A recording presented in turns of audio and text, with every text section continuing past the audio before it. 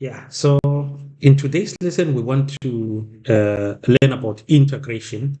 You see, so this lesson is going to be more like a fast forward. It's not going to be a normal lesson where we try and uh, re-explain stuff more and more and more up until you get it, but we're just gonna move at a very fast pace because you'll have time to go back to the recording and have a relook at what we did discuss here. So our layout of integration will be such that first we'll just give you a brief review of what integration is all about, and then we go on to start integrating stuff. You see? So now, as a basic understanding, what exactly is integration all about? You see that? So integration is all about mapping functions back to uh, their derivatives. Like for example, let's do a recap on differentiation. What is differentiation? So remember, differentiation is the act of applying or a derivative. It is a function or it is a map that takes something that is called a function f and it maps it into a function called f prime. That's what a derivative does. You see that? So a derivative is a function which is such that when you feed it a function f of x, what it does, it gives you a function called f prime of x, which we have mastered very well how to find using our basic techniques. You see that? So now what exactly is an integral? So an integral is another function which is such that it also takes a function f prime and it maps it to the function f. You see that? So an integral can be pictured as a function which takes a function which we call f of x and then it f prime of x, and then from that function it produces f of x. So what it simply means is that integration is more like the reversal of the differentiation process. So every time when you're performing differentiation, you always take a function and then you apply an operation called differentiation, which converts that function into what is known as its derivative. So to understand more about what exactly is the derivative and how to evaluate, you can go and check the previous videos that we have made. But for now, we're not going to dwell on that. So now what we want to learn is how to integrate stuff. But first, you have to have an idea that what is happening behind the integration of function. So every time when you're performing integration of function, what you're simply doing is you're taking the derivative of a function and you are returning it back to its original function. You see, so that's what integration is all about. And now, when it comes to integration, there is a way in which we write stuff in integration. You see that? So in integration, when you want to integrate a function, we write as follows. You see that? So the integral of a function fx is given by. So every time when we want to find the integral of a function such as f of x, then we write integral of f of x dx, which reads, so this thing that we've written here, it simply reads that integral of f of x with respect to x. So that's what it means. You see that? So it means this function that we're dealing with, because most of the time functions can be functions of different variables. You see that? So every time when the function that we're integrating is a function which is dependent of many variables, you have to be specific. Which variable are you considering under your differentiation? You see that? And how we specify that? We specify that by mentioning what function are we integrating with respect to. So every time when a function is f of x, we always integrate those functions with respect to x, and therefore we always write the integral in that format where we use this thing. So this object that you see here, we call this the integral sign or the integral symbol, like that. You see, so we call this object the integral symbol, and it actually interprets to integral of then f of x. Then this means with respect to x, like that. You see, so which means whatever this thing is going to be mapped to, the other side is going to be a function of x. So every time when you integrate with respect to x, it means this thing is mapped back to a function which is dependent on x. So that's what integration is about, you see. But the question is, how exactly does it work? You see, how exactly does it produce functions out of these other function that you put inside? So remember, the function that you introduce into a function, we call it the argument.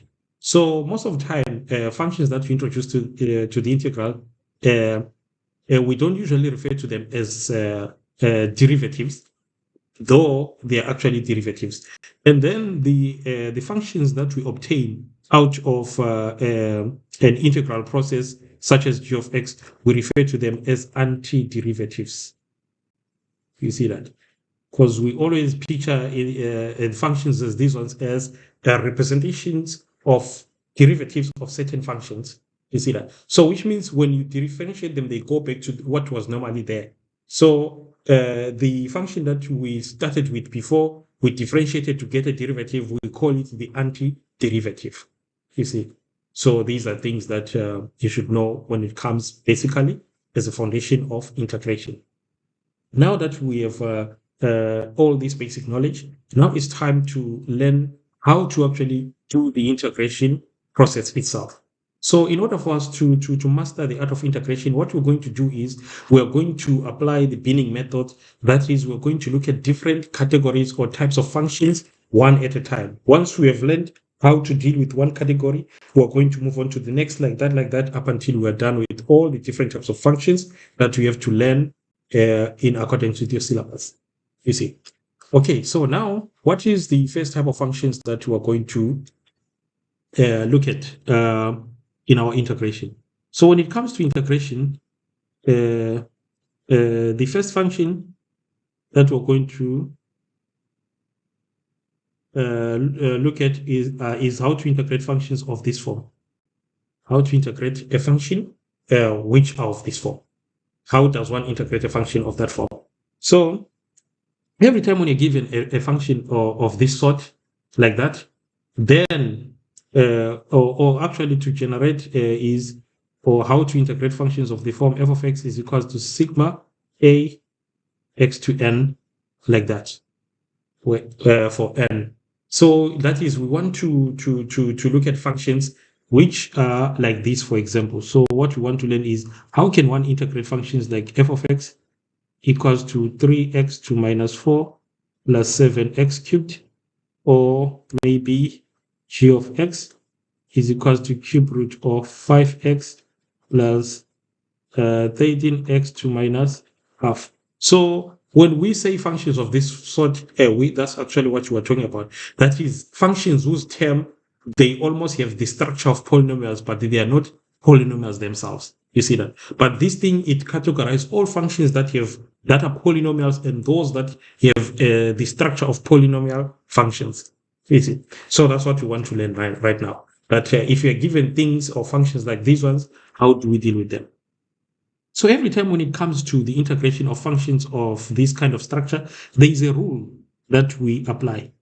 And how does the rule go? So the rule goes as follows. It says every time when you want to integrate a function ax to the power n with respect to x, then the solution to this function is given by a x to n plus 1 over n plus 1, then plus k, like that. You see that? So every time when you want to integrate any function whose structure is a polynomial, then we apply this rule that is given here.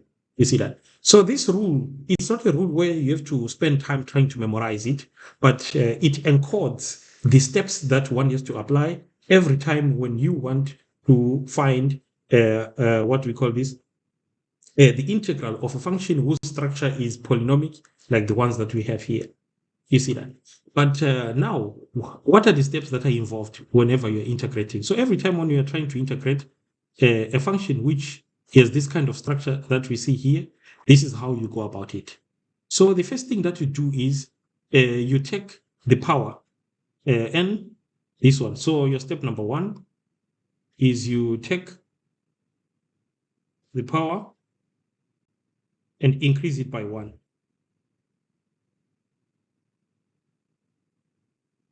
So every time when you want to integrate functions of this form, the first step, number one, is you take the power and you increase it by 1. That is why you see that this thing is now looking like that at the end of the day. So the coefficient is just left sitting there. So this one is just left standing there.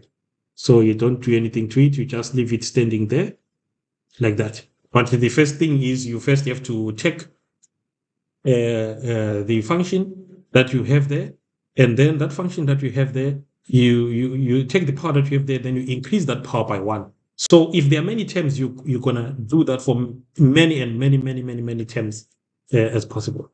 You see that? So this is your step number 1. Then step number 2. Step number 2. The reason for the last step now for the integration process, what you do now is you divide by the new power.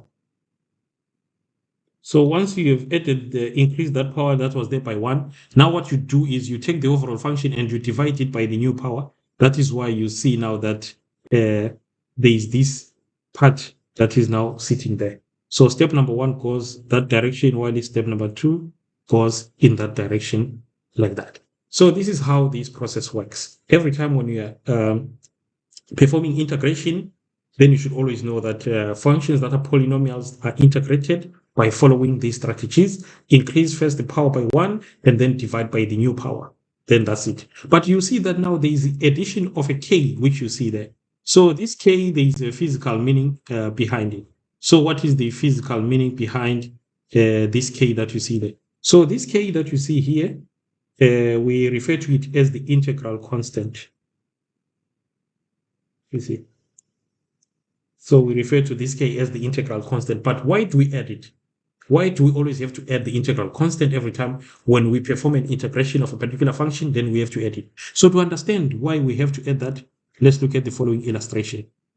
Let's say you are given a problem, and the problem that we have to do is to find the derivative of the following function. Let's say we are given the function x squared plus 1, and we are given also the function x squared plus 2, and we are also given the function x squared plus 3, like that. And then let's say differentiate all of these functions. What are you going to get? So if you differentiate the function, you'll get 2x. Differentiate this one, you get 2x. Differentiate this one, you get 2x. So what do you see? So do you see that all these functions, they are different? Look at this function, look at this function. If you draw them in a Cartesian plane, you will see that they are different things. But the derivative function, it maps all these functions into the same antiderivative. So all of them, they are mapped onto the same antiderivative. So because we are aware of such a thing in integration, it is always the reason why we always add an integrating constant, because we always know that there is more than one function that can produce that certain antiderivative that we have found. So in order for you to cater for all those functions that can be mapped to that antiderivative, we always add a constant to the end of the expression. You see that? So that's the motivation as to why every time when we perform an integration, we always have to add the integral constant. You see that? And then also another thing that you have to know when it comes to integration that we haven't mentioned is that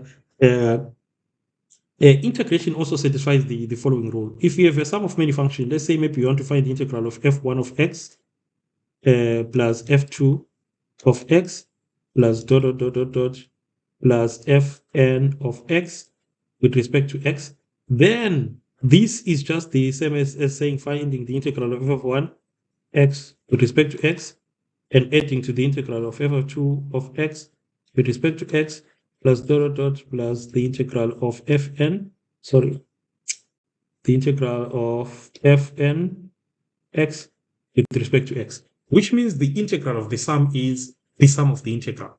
So every time when you're performing integral, this is rule is a general and it applies to all cases. So it's good to bring it on at this point in time, you see. So these are basic things that you have to make sure that you understand pretty well before you go on deeper into the subject of integration. Now that we have seen, we've stated down the ground rules of how to integrate functions of this form, and also we have realized why actually we always have to add the integral constant every time when we perform this integration, and have equipped also with this rule that we have here. Let's do some few examples now on integrals.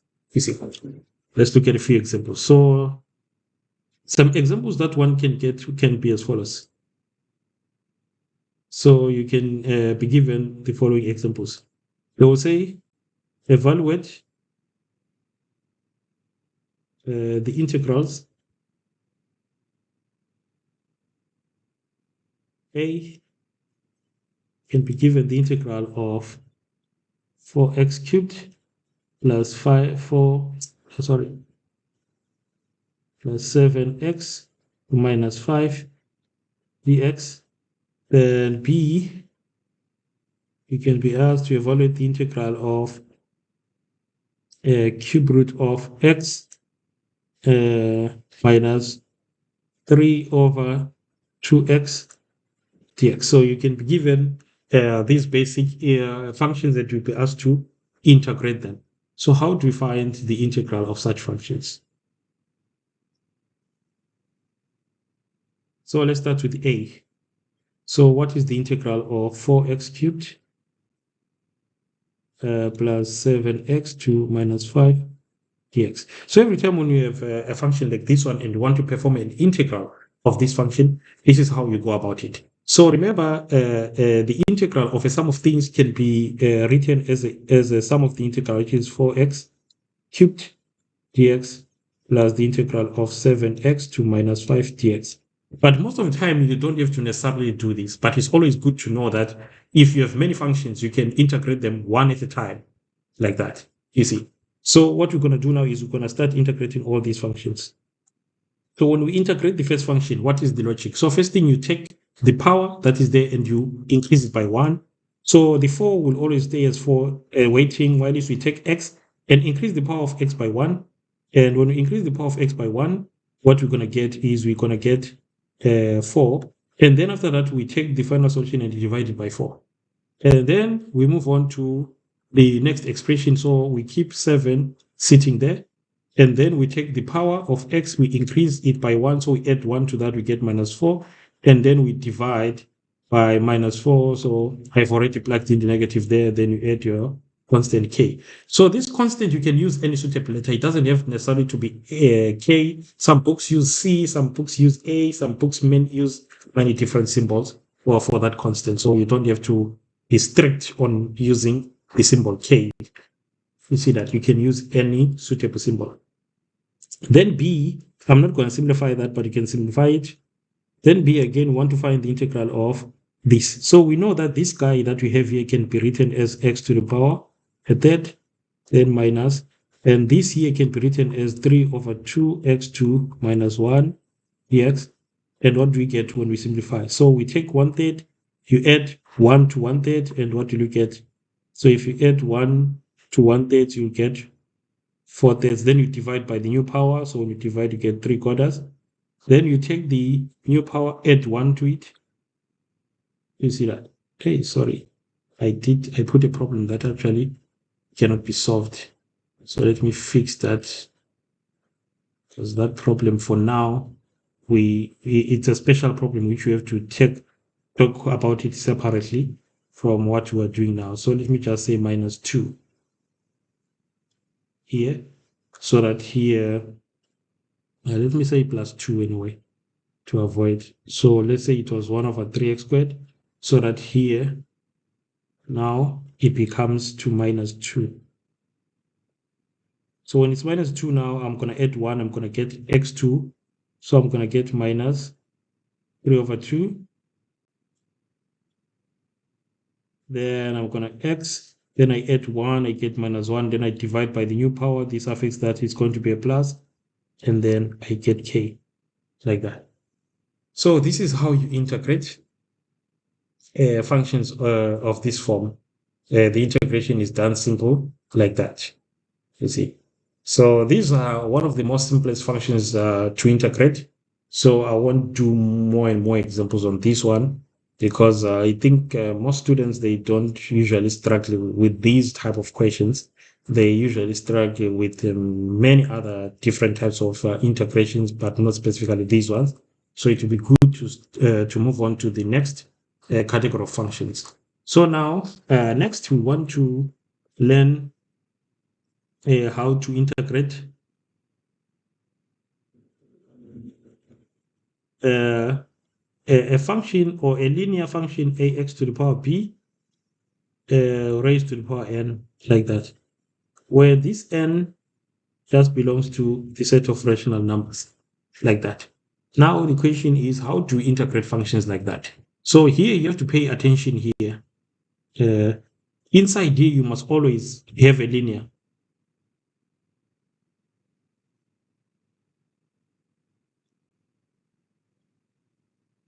Because most people, whenever they see a function raised to a certain power, they always take the rule that you're going to learn here and apply it. So now we want to look specifically at how to integrate a linear expression that is raised to a rational power or to a rational exponent. That's what you want to learn. So now to integrate function of this form, there is also a rule. And how does the rule go? So if you want to find an integral of ax plus b to the power n of dx, then the integral of this function, it goes as follows. So it is given by 1 over a bracket ax plus b to the power n plus 1 over n plus 1, then plus a, like that. So now, what are the steps involved here? Because remember, you can't memorize this thing. Most people, they make mistake of trying to memorize, then they forget some things, and then boom, they are gone. So you have to know what steps are being employed here. So every time when you want to integrate a function where you have a linear term, raised to a rational exponent, your first step that you do is, firstly, differentiate inside the bracket and remove the result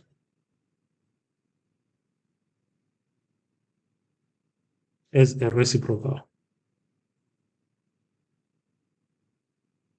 You see that? So the step number one is that every time, whenever you want to integrate function of this form, first you differentiation precedes that process. So what you do, you get inside the brackets and you differentiate. And when you differentiate what is inside, the result that you're going to get, you're going to release it outside as a reciprocal, which is why we have this part there. You see that?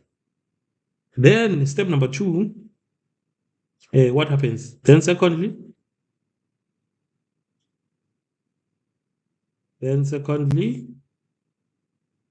increase the exponent by 1.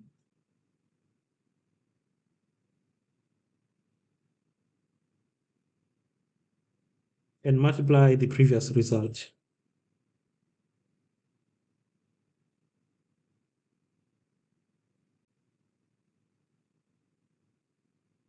You see that? So the next thing that you do is you take this exponent, which is sitting here, and you increase it by 1 so that it gives you that thing that you see there. So once you've increased by 1 to get that thing that you see there, you multiply it with the previous result that you found, which is that reciprocal there. And once that thing is done, then the final step that you do is finally divide by the new exponent and then add the integral constant.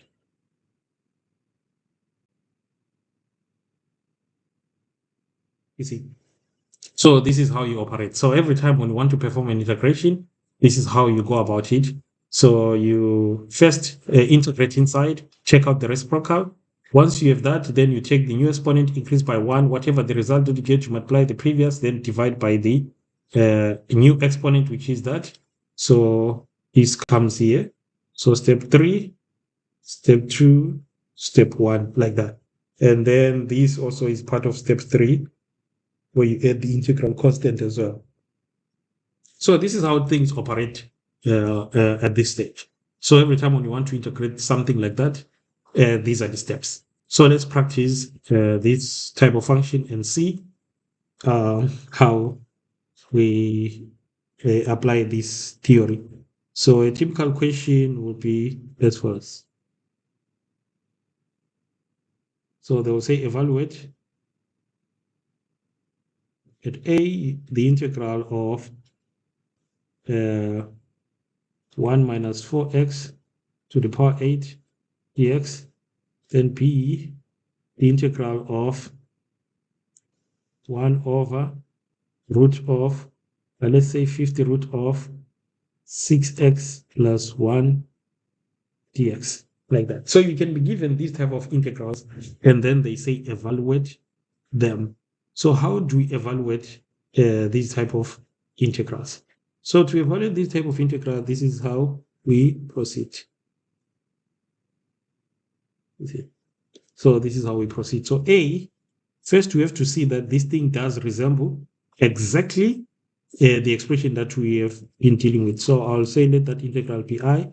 So in order to see that it perfectly resembles what we've been talking about, you can see that this thing can be written as minus 4x plus 1 to the power 8 dx. So we see that this thing resembles ax plus b, this resembles n. So now how do you integrate this? So the integral of this function is done as follows. So the first thing is you go inside the bracket and you differentiate.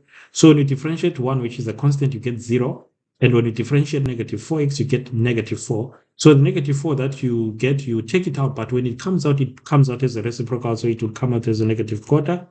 Then the next thing is you bring the function as it is, which is 1 minus 4x. And then now you increase the exponent by 1, which is 9, and you divide by that same exponent, then plus k. So if you want, you can simplify. So this can be further simplified to give us minus 1 over 36, 1 minus 4x to the power 9, then plus the integral constant k, like that. You see. So this is how you integrate that one. Then now, let's look at B. So B, we want to integrate I, which is integral of 50 root of 6x plus 1 dx. So if we check this, we know that this is actually the same thing as just saying 6x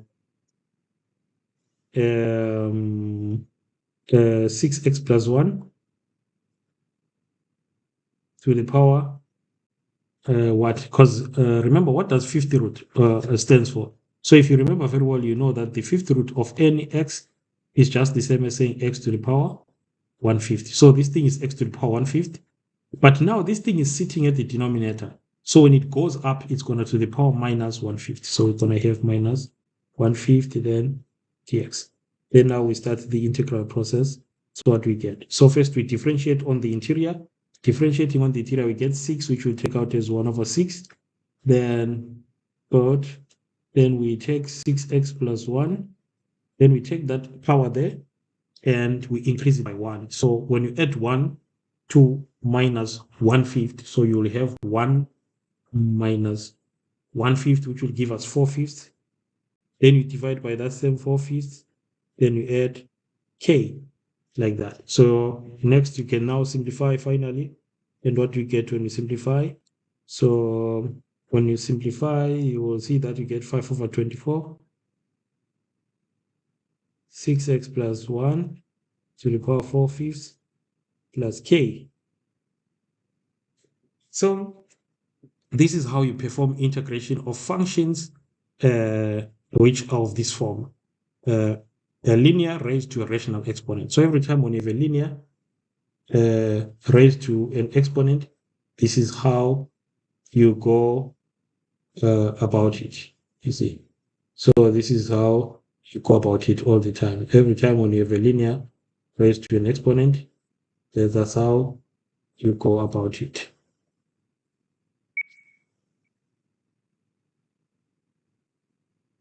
Through a different set of functions. So now we want to learn how to integrate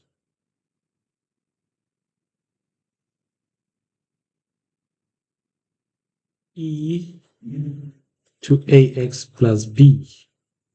That is an exponential function which has been raised by a linear exponent. So pay attention here. This only works when you have a linear exponent.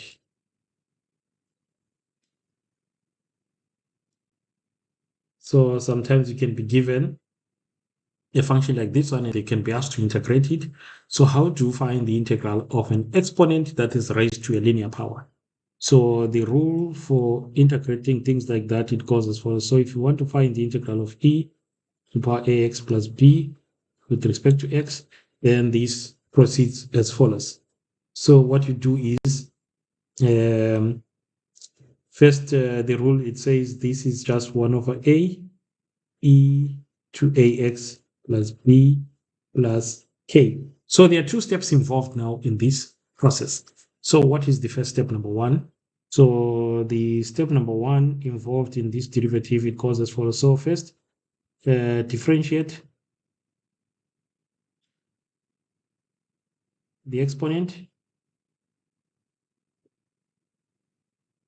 and bring down the result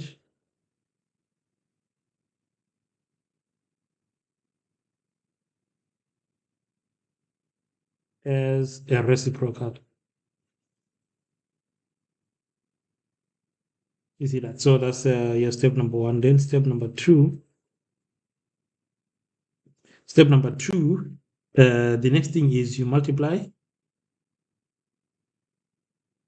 by the initial function.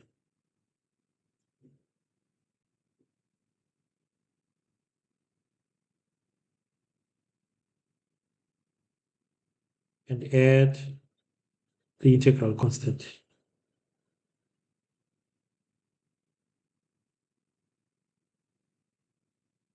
So this is how you perform integration. So first step is you take this exponent and you differentiate it. The result, you bring it down as a reciprocal.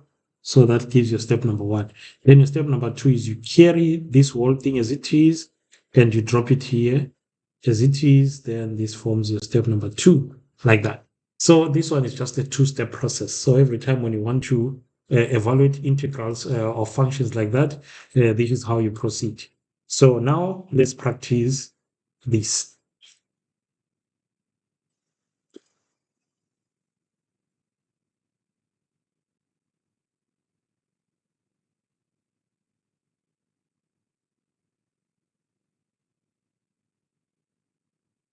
So they will say evaluate the integrals.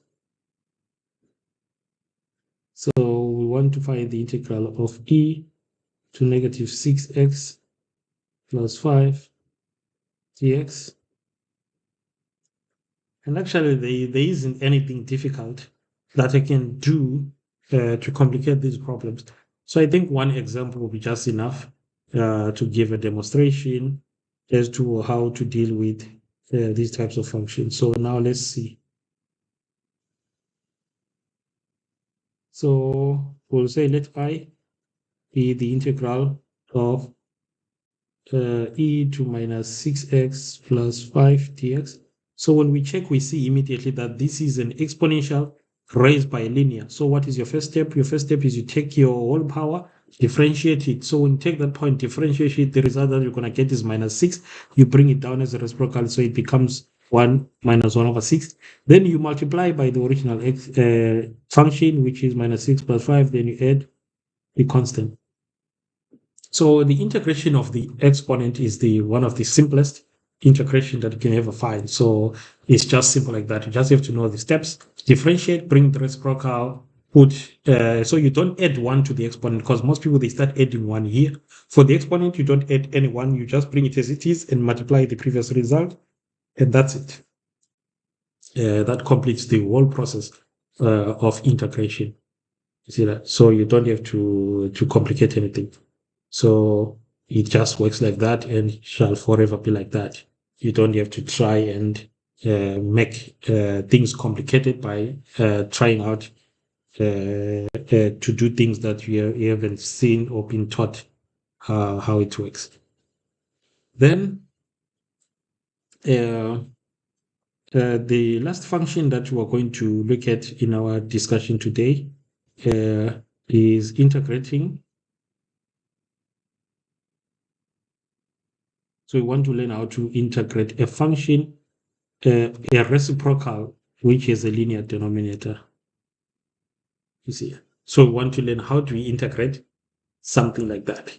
So that's what, and also pay attention again, this has to be a linear.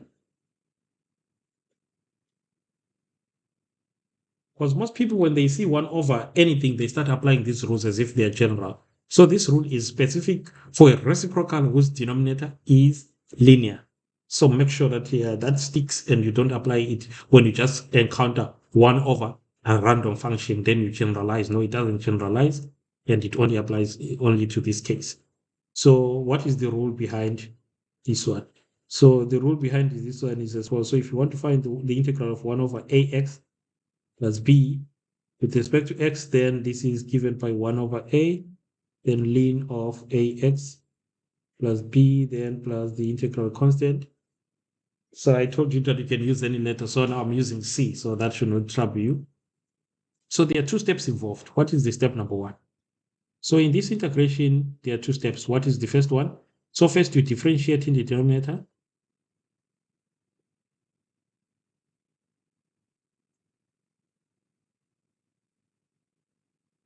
And bring out the result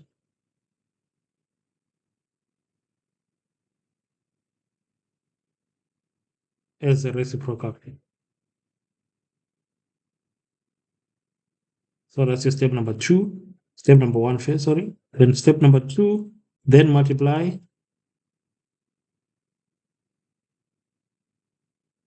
by the natural log of the original denominator.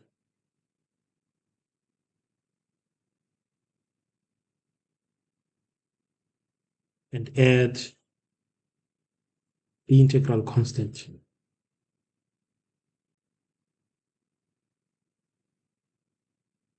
You see that? So this is how things work at this point in time. So every time when you want to perform an integration of functions of this form, it's a 2-step process. First, you differentiate down there. The result that you get, you put it out as a reciprocal, then you multiply by the natural logarithm of that same denominator that you have there. You see? So this is how things operate at this point in time. So to practice this, let's look at a few examples which you can do. So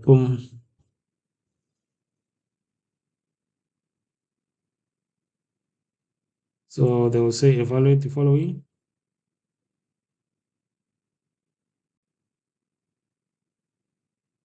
So we have A, the integral of 1 over 3x minus 1 dx. Then B, the integral of 10 over 1 minus 5x dx. Like that. So they will give you these integral and then they say evaluate them. So how do we go about evaluating these? So I'll just evaluate them underneath each other. So for this one, what is the integral? So remember, for this one, first thing you take the denominator. So your first thing is to consider here, then you differentiate. So when you differentiate there, you'll get 3. That 3 that you bring it out as 1/3. Then once you have brought out the reciprocal, the next thing you take that denominator and you multiply by the natural log of it. So if you look here, I'm putting the absolute function around because the natural log is only defined when what is next to it or when the argument is positive. So that's the reason why we add that and then plus c. Then we come also, same thing here.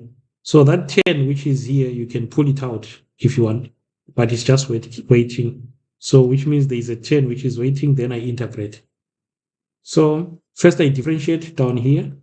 So when I differentiate down there, you will see that I get minus 5. So it comes out as a reciprocal as 1 minus 50. Then I multiply by the natural log of the denominator. So I multiply by 1 minus 5x. Then I add k. Then now I multiply everything by 10. So when I multiply by 10, I get minus 2 ln 1 minus 5x, then plus c. like that. So this is how things operate. So if you see here, I've introduced a new constant C, but here it was K. It's because when you take 10 multiply K, you get a new constant 10K, but we don't want multiples of constant in integration. So we replace that by a compact one, which is just C like that. So this is how you integrate different types of functions in pure maths, you see. So it's good to start by practicing these basic functions first. So when you master how to integrate this basic function first, then the next time we're going to start advancing to start looking at more and more complicated functions and other techniques or functions which we do not have like specific recipes on how to integrate them. So if you look at all the functions that we looked at today, there was a rule or a recipe that tells you what to do every time when you have the function. But this cannot be done with every function that you have in math. There are some functions whereby you don't have like a written down recipe to say, when you see it, do this. So now you need some reasoning and some extra tools on how to integrate such functions. So we're going to build up all those extra tools and see how they can be applied to deal with much more complex functions other than these that we saw here. You see. So yeah, for today,